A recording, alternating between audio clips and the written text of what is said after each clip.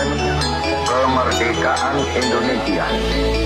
Hal-hal yang mengenai pemindahan kekuasaan dan lain-lain diselenggarakan dengan cara saksama dan dalam tempo yang sesingkat-singkatnya.